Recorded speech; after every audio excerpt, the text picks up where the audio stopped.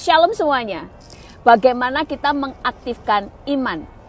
Iman harus sepakat antara perkataan, imajinasi, dan tindakan. Yang pertama, yang kita harus aktifkan di dalam iman adalah perkataan. 2 Korintus 4 ayat 13 berkata, "Aku percaya, sebab itu aku berkata-kata." Iman harus diperkatakan. Kalau saudara percaya, bukti dari saudara percaya, perkatakan imanmu. Itu sebabnya kita bisa mengetahui kondisi rohani seseorang atau kondisi iman seseorang dari perkataannya. Orang yang percaya, dia akan memperkatakan perkataan-perkataan iman. Karena percaya, kita berkata-kata. Tetapi ada orang-orang yang berkata demikian, "Saya tidak percaya, bagaimana saya memperkatakannya?" Kalau saudara tidak percaya, perkatakan kata-kata iman sampai timbul iman. Karena iman timbul dari pendengaran. Jadi ada hukum di sini. Kalau saudara percaya, perkatakan. Tetapi kalau saudara belum percaya, tetap perkatakan sampai timbul iman.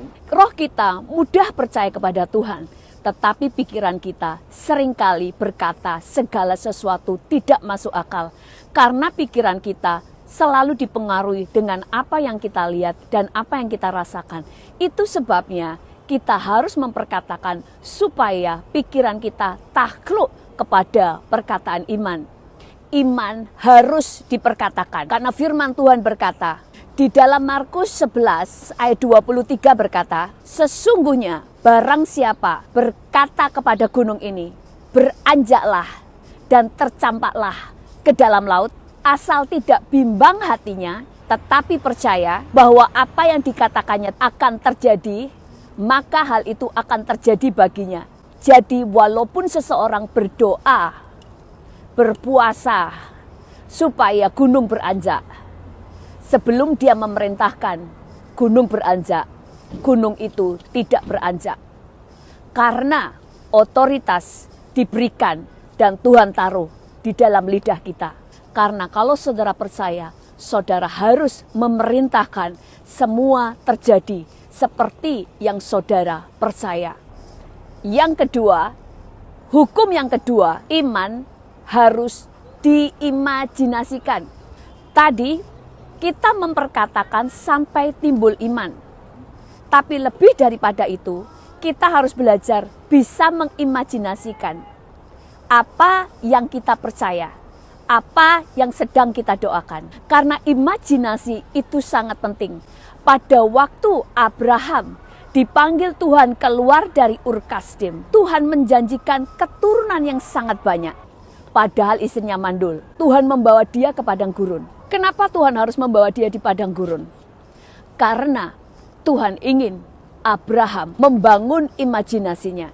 Dia harus bisa melihat di dalam imajinasinya hal-hal yang belum terlihat, hal-hal yang belum terjadi.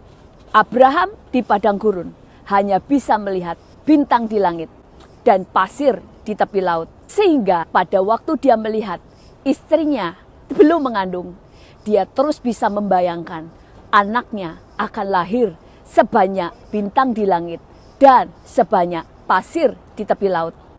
Demikian juga dengan Yakub. Pada waktu dia ditipu oleh Laban dan dia menginginkan upahnya. Pada waktu Yakub menginginkan lahir anak kambing yang bercoreng-coreng, berbintik-bintik, dan berbelang-belang.